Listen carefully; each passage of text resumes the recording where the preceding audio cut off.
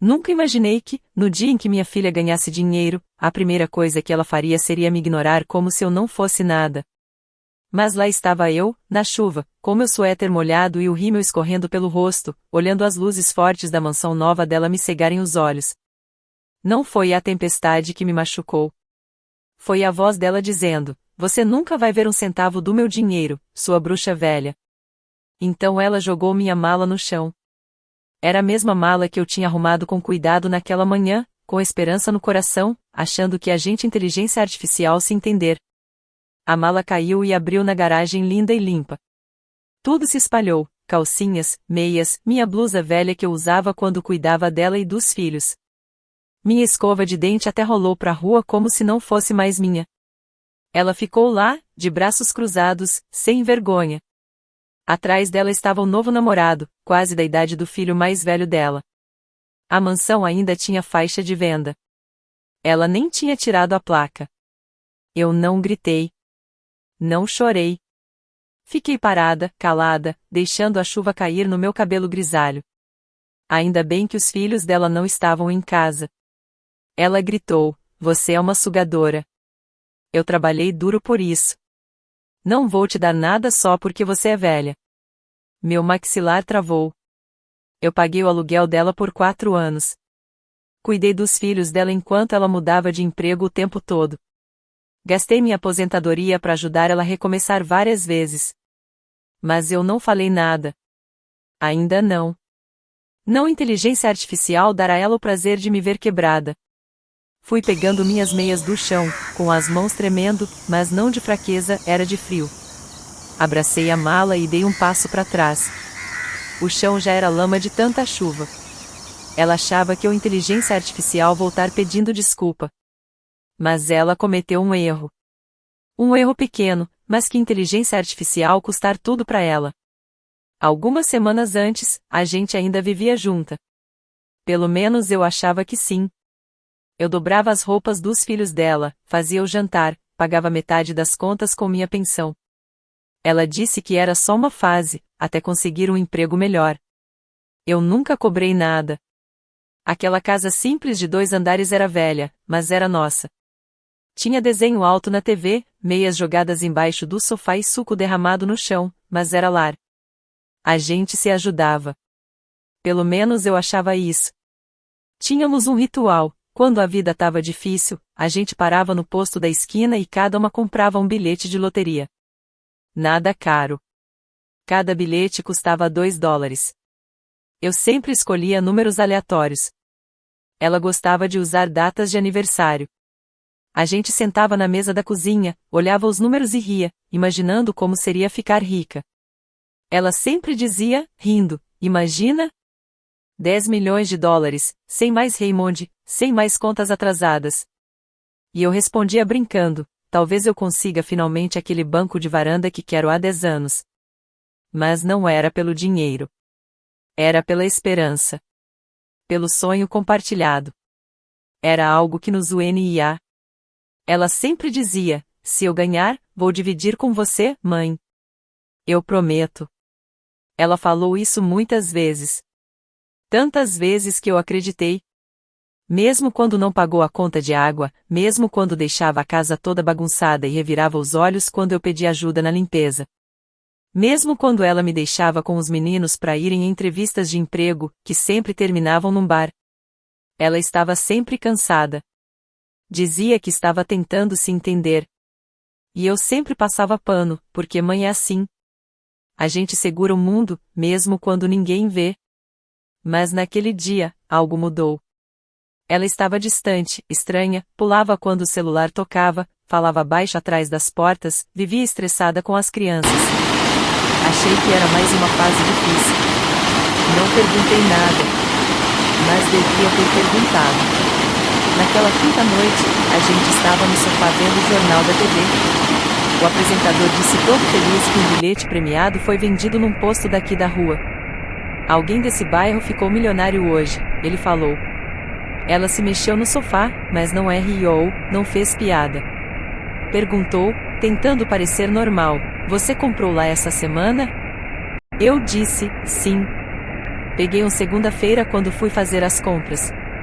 Ela respondeu com um "ah", fingindo que era só curiosidade.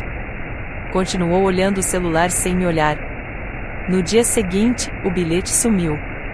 Não estava no lixo, nem na geladeira, nem embaixo do imã. Não estava na minha carteira. Procurei em todo canto. No armário, debaixo dos papéis, até no lixo. Meu coração inteligência artificial apertando a cada minuto. Mas eu não perguntei nada para ela. Eu não queria acreditar. Aquela noite, ela fez jantar e serviu vinho, como se estivesse comemorando alguma coisa. Até me deu um beijo na bochecha quando disse boa noite. Ela nunca fazia isso. Não há meses. No outro dia, ela chegou em casa com sapatos novos, de marca. Depois foi uma bolsa chique. Depois as unhas, feitas num salão caro. Quando perguntei sobre os presentes, ela disse que tinha ganhado um bônus no trabalho. Eu quis acreditar. Eu precisava acreditar. Mas lá no fundo, algo não parecia certo. Alguns dias depois, ela entrou em casa igual criança no Natal. Disse, você não vai acreditar, quase pulando de felicidade. Levantou um cheque de 10 milhões de dólares. Eu ganhei, ela disse, com a voz cheia de alegria. Eu realmente ganhei. Eu olhei para ela. E naquele momento eu sabia que era mentira. Porque ela nunca compra bilhete de loteria. Nunca tem dinheiro no bolso. Odeia fila. Odeia conversa com funcionário de posto. Mas de algum jeito, logo naquela semana, ela tinha os números certos? Forcei um sorriso. Falei, uau, que incrível. Ela me abraçou como se nada tivesse acontecido e disse, agora vou tirar a gente dessa vida difícil. Vamos viver como merecemos. Ela falou a nós. Mas eu sabia que esse a nós não tinha prazo de validade. E esse prazo estava acabando. Ela não só mentiu. Ela roubou. E nem sabia o que tinha levado de verdade. 3 dias depois, ela sumiu. Sem avisar, sem bilhete, sem nada. Só ficou um silêncio e uma escova de dente esquecida. No começo eu achei que ela tinha feito uma viagem rápida, talvez levado os meninos para visitar alguém. Mas a casa estava silenciosa. O armário dela estava vazio. A gaveta sem nada. Não era viagem. Ela tinha fugido. Só tive certeza por causa do vizinho, seu Grant. Ele encostou na cerca enquanto eu molhava as hortênsias secas na frente de casa. Ei, Marjorie, ele falou com um cigarro no canto da boca. Sexta um caminhão de mudança hoje de manhã, lá pelas 5. Achei que você estava indo embora. Eu fiquei parada. Caminhão de mudança. Ele continuou, eram 2 caras carregando caixas. Ela estava lá, de salto alto e com um hobby de seda, mandando nos 2 como se fosse chefe. Eu só assenti com a cabeça. Minha garganta travou. Ela foi embora antes do sol nascer, enquanto eu estava nos fundos, arrancando mato como uma boba. Ela não só mudou. Ela fugiu. Essa palavra ficou rodando na minha cabeça o dia todo. Fugiu de mim como se eu fosse algo ruim, um peso que ela finalmente tinha jogado fora. Entrei na cozinha. Olhei para a geladeira. O ímã com cara de sorriso ainda estava lá. Mas o bilhete de loteria, aquele que eu tinha comprado na segunda-feira e colado ali, tinha sumido. Agora eu sabia. Ela tinha pegado. Ela levou meu futuro, minha segurança, minha dignidade. Comprou uma nova vida com aquilo. Abri a gaveta das tranqueiras e peguei um envelope velho onde eu guardava recibos e cupons. No fundo, tinha uma foto desbotada. Tinha tirado de brincadeira no dia em que comprei o bilhete. Os números estavam meio borrados, a foto torta, mas a data e a hora estavam claras. O nome da loja também. Era meu. E de repente, as lágrimas que eu segurei a semana toda começaram a cair. Mas não era de tristeza, era de clareza. Ela achava que eu era fraca, velha, lenta. Mas esqueceu de uma coisa, foi eu que assinei o verso daquele bilhete. Esse pequeno detalhe podia estragar todo o plano dela. Eu não fui atrás dela. Ainda não. Em vez disso, voltei ao posto de gasolina. O mesmo onde eu sempre compro leite, pago contas e compro bilhete de loteria há mais de 15 anos. O rapaz do caixa, o Ben, levantou a cabeça e sorriu, como sempre. Senhorita Margerie, ele disse, faz tempo que não vejo a senhora. Eu forcei um sorriso. Bem, preciso te perguntar uma coisa. Ele se inclinou. Claro. Você lembra do bilhete que eu comprei na segunda passada? Eu brinquei que, se ganhasse, inteligência artificial comprar uma casa de praia e deixar a louça para minha filha. Ele riu de leve. Sim, eu lembro. Você estava atrás de um cara falando alto no telefone. Meu coração disparou. Você ainda tem as imagens das câmeras de segurança? O sorriso dele sumiu. Eu acho que sim. Por quê? Porque aquele bilhete sumiu. E outra pessoa tá dizendo que foi ela que comprou. Ele arregalou os olhos. O quê? Eu assinei o verso do bilhete, como sempre faz. Ele ficou quieto por um instante. Depois assentiu. Deixa eu ver isso. 10 minutos depois, a gente tava num quartinho nos fundos do posto, olhando para uma tela com imagem ruim. E lá estava eu. Meu casaco, minha bolsa, meu gorro de lã baixo, cobrindo meus cabelos grisalhos. Deu pra ver claro, eu entregando o dinheiro, pegando o bilhete, pegando uma caneta e assinando o verso. Meu nome, Margerie Blake. Ben se virou pra mim, devagar. Você quer gravar isso? Peguei meu celular. Sim, por favor. Não quero palavras. Quero provas. Aquela noite, sentei na mesa da cozinha com 3 coisas: a foto do cheque, o vídeo da câmera de segurança e o recibo impresso na minha carteira. Peguei o celular e liguei para o escritório da Loteria Estadual. Contei tudo. Disse onde eu tinha comprado, quando eu assinei, e que tinha enviado um vídeo como prova. Falei que outra pessoa, minha filha, tinha pegado o bilhete. A moça do outro lado da linha ficou em silêncio um tempo. Depois disse: se o nome na parte de trás bater com o vídeo, vamos abrir uma investigação. Vocês podem congelar o pagamento? Sim, ela disse. Assim que o processo começar. Eu não comemorei. Não chorei. Só suspirei. Porque, pela primeira vez em semanas, eu não estava esperando que alguém me salvasse. Eu estava me defendendo. Eu não liguei para ela. Não mandei mensagem. Não postei nada na internet. Deixei ela continuar bebendo champanhe em lugares caros, fazendo stories com corretores de imóveis. Enquanto ela se exibia para estranhos, eu estava construindo algo de verdade. Uma prova de cada vez, um documento, uma foto, uma assinatura. No dia seguinte, conheci Dana Whitaker. Uma advogada que foi indicada pela dona Ellison, minha vizinha aposentada, que tinha passado por algo parecido com o filho dela. Dana era inteligente, tranquila e direta. Ela olhou a pasta com os recibos que eu levei, a foto do bilhete assinado, as imagens da câmera de segurança. Quando levantou os olhos, não me perguntou se eu tinha certeza. Ela apenas disse: isso não foi um erro. Foi roubo. E você tem um caso. Eu assenti, tentando respirar fundo. Eu não quero vingança, falei baixinho. Eu só quero o que é meu. Ela respondeu: então vamos conseguir. Naquela tarde, enviamos tudo para a Loteria Estadual. Dana falava firme, sem gastar tempo. Ela já tinha lidado com situações assim. No final da semana, recebi uma ligação da comissão da loteria.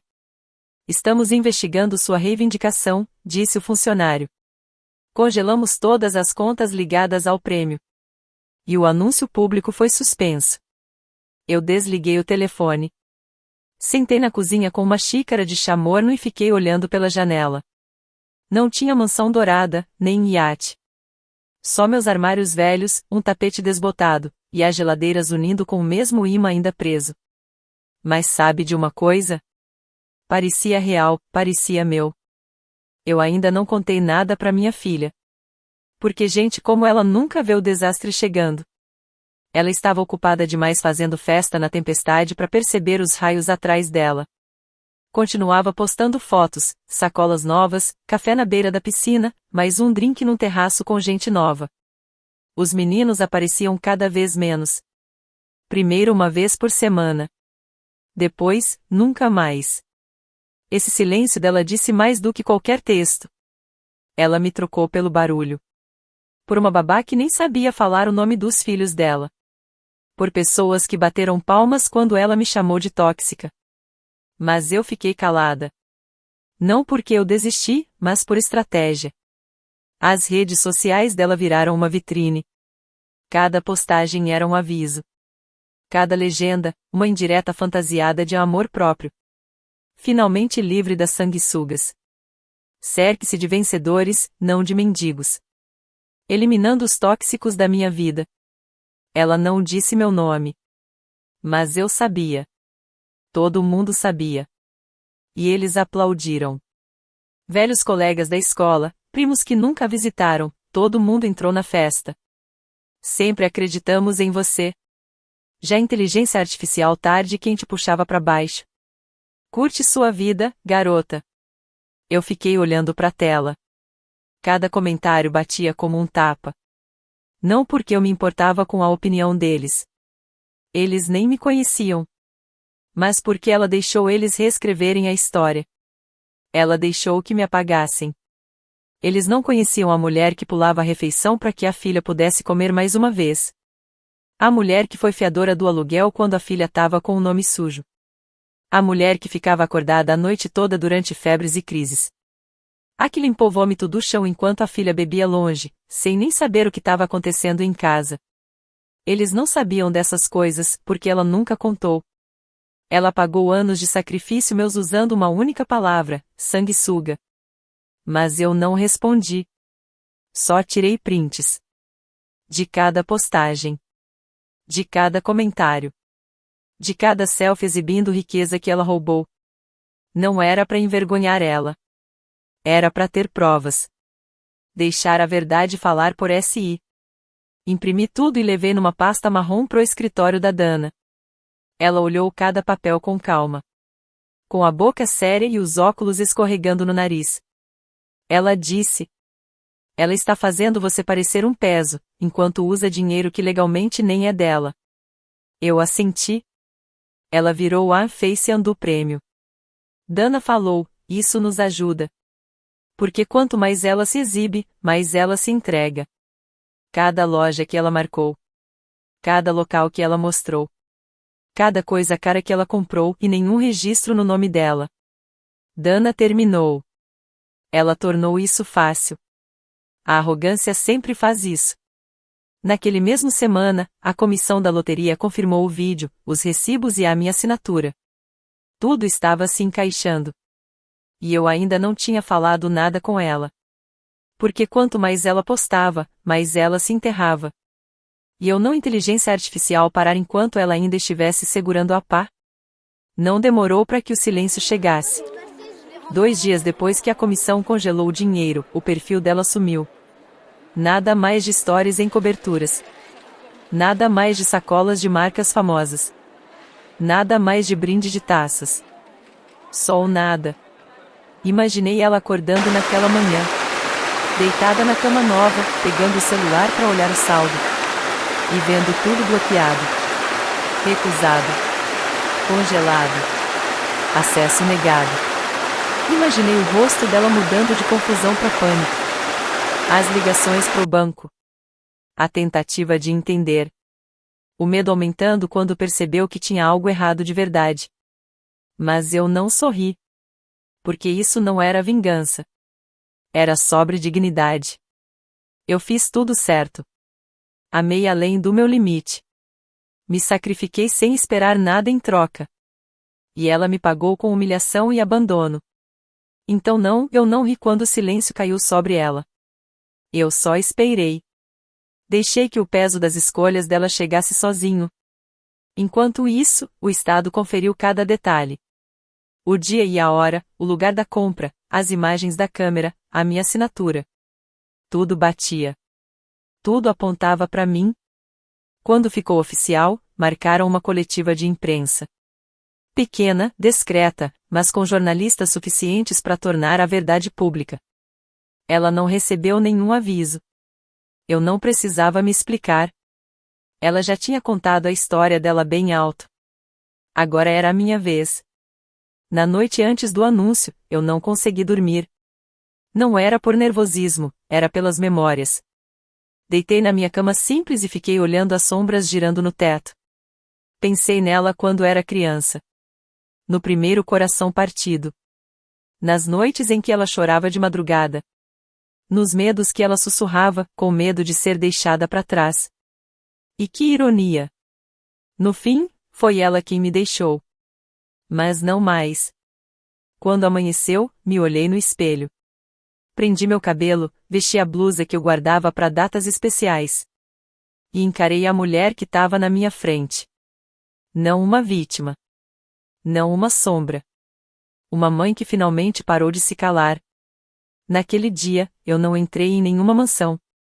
Entrei num salão comunitário, simples, com a Dana ao meu lado. E quando chamaram meu nome, eu me levantei e falei alto e claro. Meu nome é Marjorie Blake. Eu comprei aquele bilhete. Eu assinei. Eu sou a verdadeira ganhadora. E pela primeira vez em anos, o mundo me ouviu. A notícia espalhou rápido. Quase meio-dia, meu celular começou a vibrar sem parar. Ligações, mensagens, áudios. Gente que não falava comigo há anos agora lembrava do meu número. Mas eu não atendi ninguém. Só fiquei sentada, calma, com as mãos no colo, deixando o barulho passar. Eu não estava esperando eles. Eu estava esperando ela. Às 13h43, o nome dela apareceu na tela. Sem foto, só o nome. Eu atendi. Sem um oi, sem um desculpa. Apenas a voz dela, grossa, irritada, cansada. Você roubou a minha vida, ela disse, respirando fundo. Você me humilhou. Eu fiquei em silêncio. Você acha que isso é justiça? Ela continuou. Me fez passar vergonha perto dos meus amigos. Minhas contas estão bloqueadas. O que eu vou fazer agora? Deixei o silêncio ficar um pouco mais. E então falei, calma. Você poderia começar dizendo obrigada. Ela ficou em silêncio por um instante. Depois riu com desprezo. Agradecer pelo quê? Pelos 5 anos em que te dei um teto para morar quando você não conseguia segurar um emprego. Por ter criado seus filhos enquanto você estava em bares. Por ter pago suas dívidas no cartão de crédito. E por não chamar a polícia quando você me roubou. Ela engasgou. Você tá mentindo. Não, eu disse firme. Eu tenho provas. Fui eu quem assinou o bilhete. Você nem olhou. Só pegou. A máscara dela começou a cair. Dava para sentir na respiração pesada dela. Isso é vingança, ela sussurrou, cheia de raiva. Não, respondi. Isso é a verdade. Você mentiu para todo mundo. Eu só parei de fazer de conta que aquilo era um palácio. Então ela começou a chorar. Mas não era choro calmo. Era choro de pânico. Como alguém que percebe que o paraquedas não vai abrir. Você destruiu tudo, ela gritou.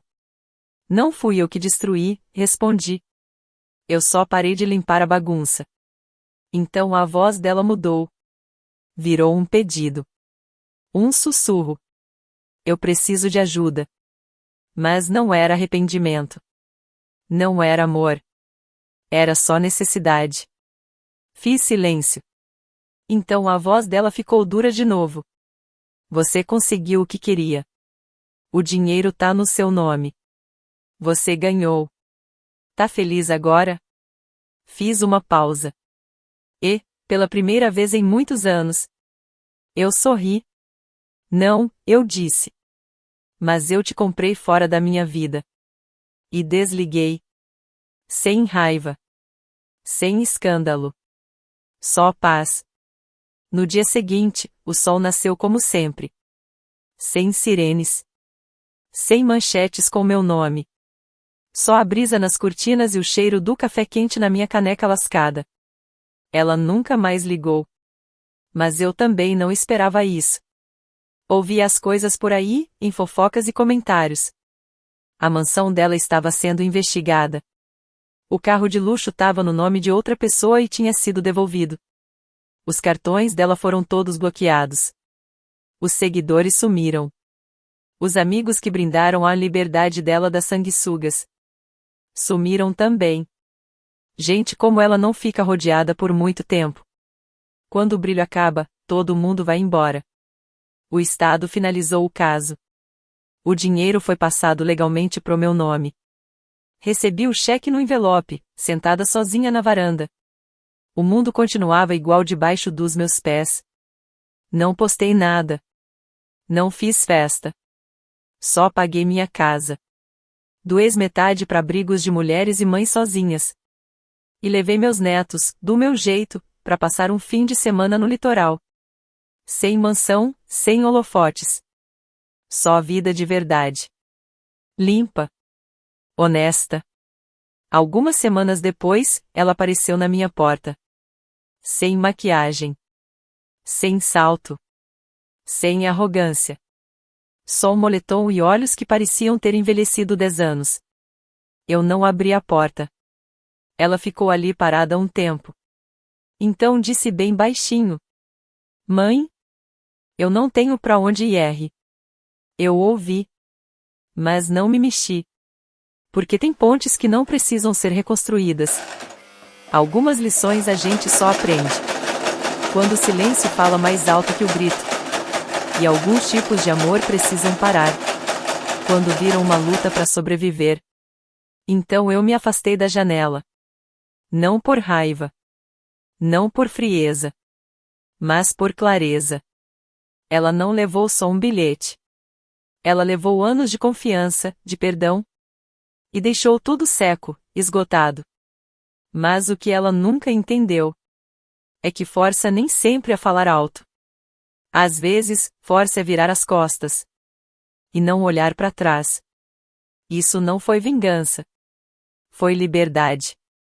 E naquele momento de silêncio, em pé na minha própria casa, cercada de paz, não de pena, eu finalmente entendi. Ela nunca me deixou para trás. Ela escolheu me perder. E eu, pela primeira vez, escolhi a mim mesma.